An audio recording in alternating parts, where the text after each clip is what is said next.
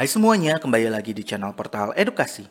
Pada kesempatan kali ini, kita akan membahas rangkuman materi PPKN kelas 9 bab 5 untuk revisi 2018, yaitu tentang harmoni keberagaman masyarakat Indonesia. Mari kita mulai dengan harmoni dalam keberagaman sosial budaya. Sebelum kita mulai, tentu saja kita harus paham dulu apa itu arti harmoni. Harmoni menurut KBBI adalah keselarasan. Kita juga tahu bahwa Indonesia itu memiliki beragam suku, budaya, agama, tradisi, pendidikan, ekonomi, dan sebagainya.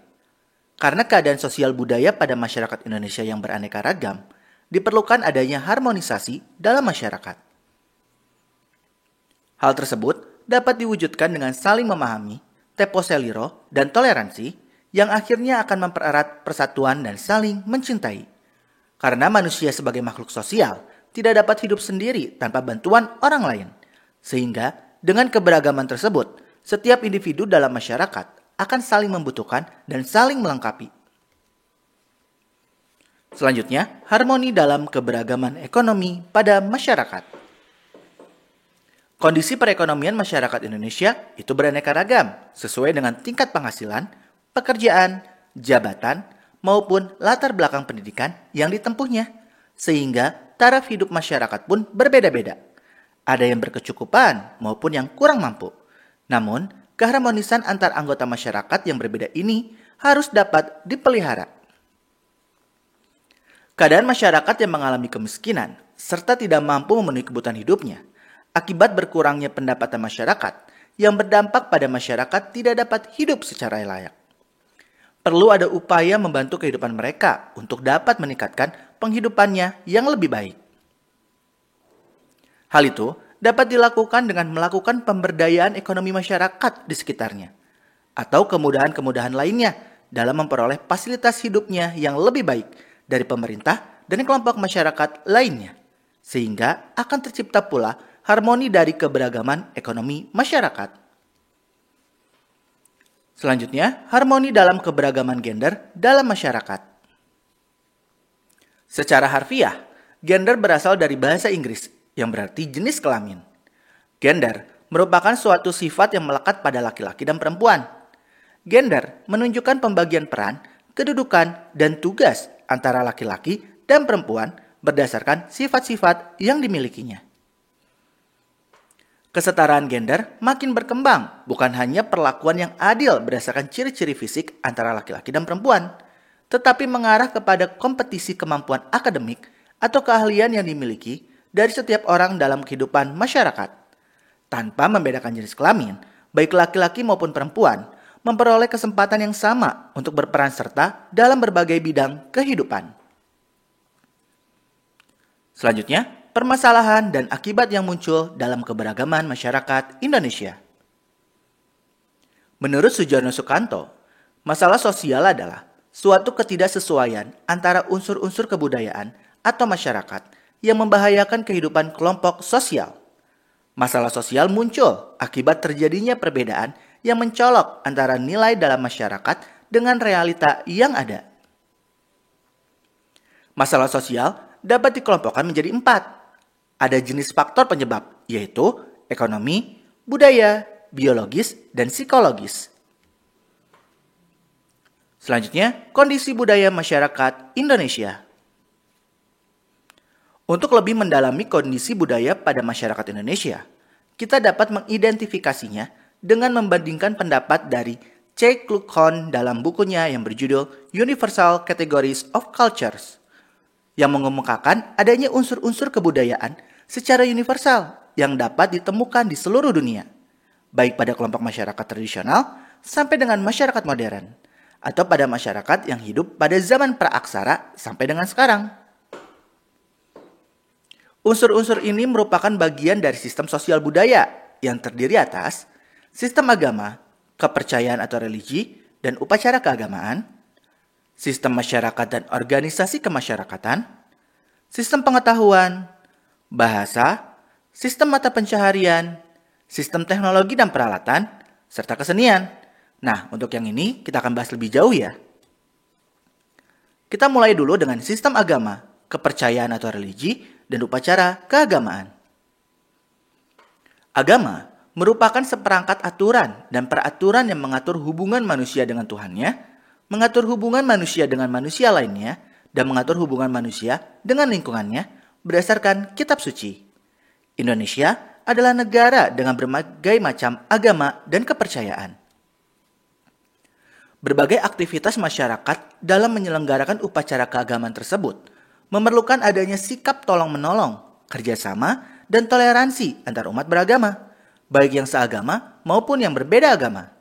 Hal ini dapat menghindari terjadinya konflik dan akan memperkuat sistem sosial budaya dalam masyarakat. Selanjutnya, sistem masyarakat dan organisasi kemasyarakatan. Secara umum, masyarakat merupakan sekumpulan individu yang hidup bersama dalam suatu tempat atau wilayah. Sedangkan menurut Undang-Undang Nomor 17 Tahun 2013 tentang organisasi kemasyarakatan, yang dimaksud dengan organisasi kemasyarakatan adalah organisasi yang didirikan dan dibentuk oleh masyarakat secara sukarela berdasarkan kesamaan aspirasi, kehendak, kebutuhan, kepentingan, kegiatan, dan tujuan untuk berpartisipasi dalam pembangunan demi tercapainya tujuan negara kesatuan Republik Indonesia yang berdasarkan Pancasila. Organisasi-organisasi kemasyarakatan saat ini telah tumbuh dan berkembang seiring dengan era reformasi yang memberikan kebebasan seluas-luasnya kepada warga negara Indonesia untuk berserikat dan berkumpul, apalagi dijamin dan dilindungi oleh Undang-Undang Dasar Negara Republik Indonesia tahun 1945 dalam pasal 28 dan pasal 28E ayat 3. Maka dalam pelaksanaannya, setiap ormas harus berlandaskan pada Pancasila dan UUD NRI tahun 1945. Selanjutnya, sistem pengetahuan. Sistem pengetahuan umumnya diperoleh melalui beberapa cara. Ada 3 cara nih, yaitu formal, informal, dan non-formal. Secara formal, maksudnya itu pengetahuan manusia diperoleh melalui lembaga-lembaga formal, legal, terstruktur, dan terorganisir melalui sebuah institusi. Contohnya, sekolah, akademi, dan universitas. Kemudian secara informal, pengetahuan yang diperoleh itu melalui lingkup semi-formal. Contohnya, lembaga-lembaga kursus. Kemudian kalau secara non-formal, pengetahuan itu diperoleh secara otodidak, melalui proses pengalaman diri sendiri, tanpa menggantungkan pada orang lain. Selanjutnya, bahasa. Bahasa merupakan alat penyampai pesan, baik lisan, tulisan, maupun lambang-lambang tertentu. Bahasa merupakan suatu sistem bunyi dan jika digabungkan melalui aturan tertentu, dapat menimbulkan arti yang dapat ditangkap oleh semua orang yang berbicara dalam bahasa itu. Permasalahan yang muncul dalam penggunaan bahasa pada masyarakat Indonesia berkaitan dengan keadaan kebahasaan di Indonesia yang sangat kompleks, karena terdapat bahasa-bahasa daerah yang jumlahnya mencapai kurang lebih 760-an. Nah, karena itu, bahasa Indonesia berkedudukan sebagai bahasa nasional dan bahasa negara atau bahasa resmi. Bahasa-bahasa daerah berfungsi sebagai bahasa komunikasi di daerah dan bahasa asing berfungsi sebagai bahasa komunikasi internasional umum. Selanjutnya, sistem mata pencaharian. Sistem mata pencaharian disebut juga sistem ekonomi yang terbagi atas beberapa bentuk, yaitu berburu dan meramu, menangkap ikan, bercocok tanam di ladang, bercocok tanam menetap, peternakan, perdagangan, dan bidang jasa. Selanjutnya, sistem teknologi dan peralatan. Kemajuan teknologi berasal dari pengembangan unsur sistem pengetahuan masyarakat yang terdiri atas alat-alat produktif, alat-alat distribusi, transportasi, dan komunikasi, wadah atau tempat-tempat untuk menaruh barang kebutuhan, makanan dan minuman, pakaian dan perhiasan, tempat berlindung dan perumahan, serta senjata. Salah satu masalah pokok dalam sistem teknologi dan peralatan ini adalah masih banyaknya barang-barang peralatan dan teknologi yang harus diimpor dari luar negeri. Hal tersebut merupakan tantangan bagi masyarakat Indonesia untuk berupaya dapat memproduksi sendiri kebutuhan masyarakat Indonesia, bahkan dapat mengekspor ke luar negeri. Selanjutnya, kesenian. Menurut Kamus Besar Bahasa Indonesia, seni adalah kemampuan akal untuk menciptakan sesuatu yang bernilai tinggi. Sedangkan menurut William A. Haviland, seni merupakan keseluruhan sistem yang melibatkan proses penggunaan imajinasi manusia secara kreatif dalam sebuah kelompok masyarakat dengan kebudayaan tertentu. Seni dapat dibagi menjadi 3 bagian. Ada seni rupa, seni sastra, dan seni pertunjukan. Seni rupa sendiri terdiri atas seni lukis, seni patung, dan seni ukir. Kalau seni sastra, ada puisi dan prosa. Sedangkan seni pertunjukan, ada seni tari, seni drama, dan seni musik. Menurut Haviland, fungsi seni secara umum adalah sebagai hiburan bagi masyarakat, untuk menentukan norma perilaku yang teratur, menambah solidaritas masyarakat, serta sebagai simbol komunikasi budaya dengan masyarakat lainnya.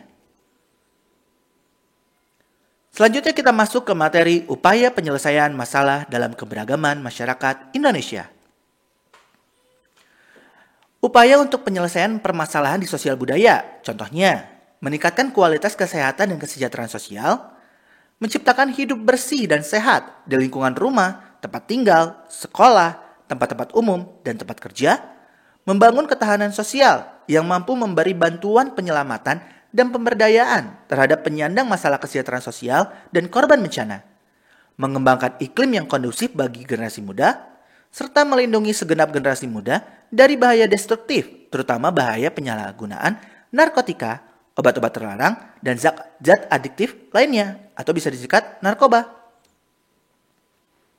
Kemudian kalau upaya penyelesaian permasalahan ekonomi, misalnya melakukan persaingan sehat yang adil, peran pemerintah dalam mengkoreksi ketidaksempurnaan pasar, mengupayakan kehidupan yang layak berdasarkan atas kemanusiaan yang adil bagi masyarakat, membuka aksesibilitas yang sama terhadap kesempatan kerja, dan berusaha bagi segenap rakyat serta seluruh daerah melalui keunggulan kompetitif, serta pemberdayaan pengusaha kecil, menengah, dan koperasi.